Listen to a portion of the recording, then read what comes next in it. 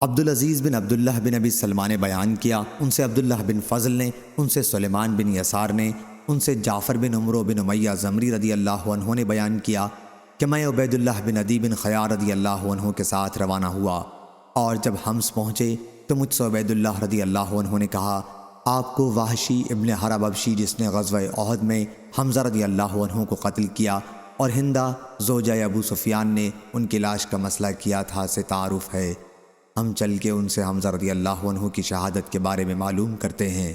میں نے کہا کہ ٹھیک ہے، ضرور چلو۔ وحشی حمص میں موجود تھا، چنانچہ ہم نے لوگوں سے ان کے بارے میں معلوم کیا تو ہمیں بتایا گیا کہ وہ اپنے مکان کے سائے میں بیٹھے ہوئے ہیں جیسے کوئی بڑا سا کپا ہو۔ انہوں نے بیان کیا کہ پھر ہم ان کے پاس آئے اور تھوڑی دیر ان کے پاس کھڑے رہے، پھر سلام کیا تو انہوں نے سلام کا جواب دیا۔ بیان کیا کہ عبید اللہ نے اپنے امامہ کو جسم پر اس طرح لپیٹ رکھا تھا کہ وحشی صرف ان کی آنکھیں اور پاؤں دیکھ سکتے تھے۔ عبید اللہ نے پوچھا، اے وحشی، کیا تم نے مجھے پہچانا؟ راوی نے بیان کیا کہ پھر اس نے عبید اللہ کو دیکھا اور کہا کہ نہیں، خدا کی قسم، البتہ میں اتنا جانتا ہوں کہ عدی بن خیار نے ایک عورت سے نکاح کیا تھا، اسے ام قتال بنت ابی العیس کہا جاتا تھا۔ پھر مکے میں اس کے یہاں ایک بچہ پیدا ہوا اور میں اس کے لیے کسی اناج کی تلاش کے لیے گیا تھا، پھر میں اس بچے کو اس کی رضائی ماں کے پاس لے گیا اور اس کی والدہ بھی ساتھ تھی، غالباً میں نے تمہارے پاؤں دیکھے تھے۔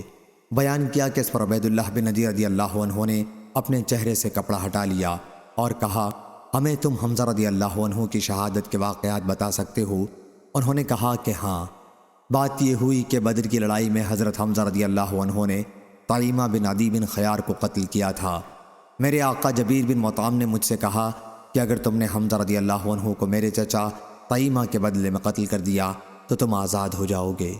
انہوں نے بتایا کہ پھر جب قریش عینین کی جنگ کے لیے نکلے، عینین احد کی ایک پہاڑی ہے اور اس کے اور احد کے درمیان ایک وادی حائل ہے، تو میں بھی ان کے ساتھ جنگ کے ارادے سے ہو لیا۔ جب دونوں فوجیں آمنے سامنے لڑنے کے لیے صف آرا ہوئیں تو قریش کی صف میں سے صبا بن عبد العزیٰ نکلا اور اس نے آواز دی، ہے کوئی لڑنے والا؟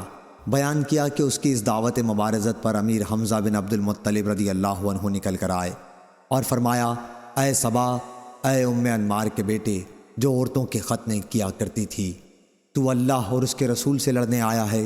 بیان کیا کہ پھر حمزہ رضی اللہ عنہ نے اس پر حملہ کیا اور اسے قتل کر دیا۔ اب وہ واقعہ گزرے ہوئے دن کی طرح ہو چکا تھا۔ وحشی نے بیان کیا کہ ادھر میں ایک چٹان کے نیچے حمزہ رضی اللہ عنہ کی طاق میں تھا، اور جو ہی وہ مجھ سے قریب ہوئے میں نے ان پر اپنا چھوٹا نیزہ پھینک کر مارا۔ نیزہ ان کی ناف کے نیچے جا کر لگا اور ان کی سیرین کے پار ہو گیا۔ بیان کیا کہ یہی ان کی شہادت کا سبب بنا۔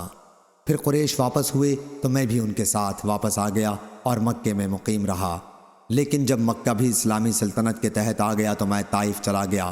طائف والوں نے رسول اللہ صلی اللہ علیہ وسلم کی خدمت میں ایک قاصد بھیجا تو مجھ سے وہاں کے لوگوں نے کہا کہ انبیاء کسی پر زیادتی نہیں کرتے، اس لیے تم مسلمان ہو جاؤ، اسلام قبول کرنے کے بعد تمہاری پچھلی تمام غلطیاں معاف ہو جائیں گی۔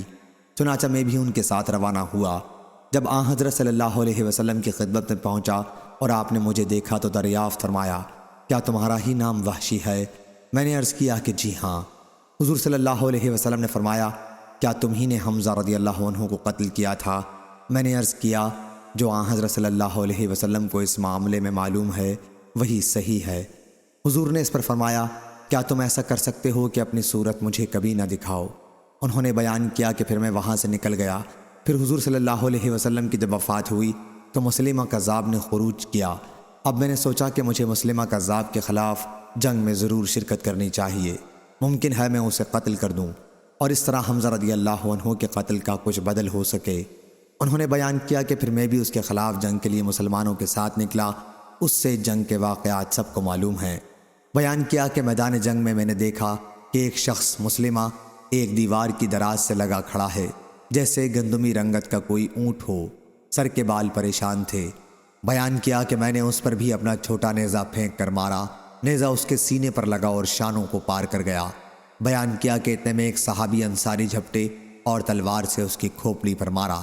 عبدالعزیز بن عبداللہ نے بیان کیا، ان سے عبداللہ بن فضل نے بیان کیا کہ پھر مجھے سلیمان بن یسار نے خبر دی اور انہوں نے عبداللہ بن عمر رضی اللہ عنہ سے سنا۔ وہ بیان کر رہے تھے کہ مسلمہ کے قتل کے بعد ایک لڑکی نے چھت پر کھڑی ہو کر اعلان کیا کہ امیر المومنین کو ایک کالے غلام یعنی حضرت وحشی نے قتل کر دیا۔ صحیح بخاری حدیث نمبر 4072۔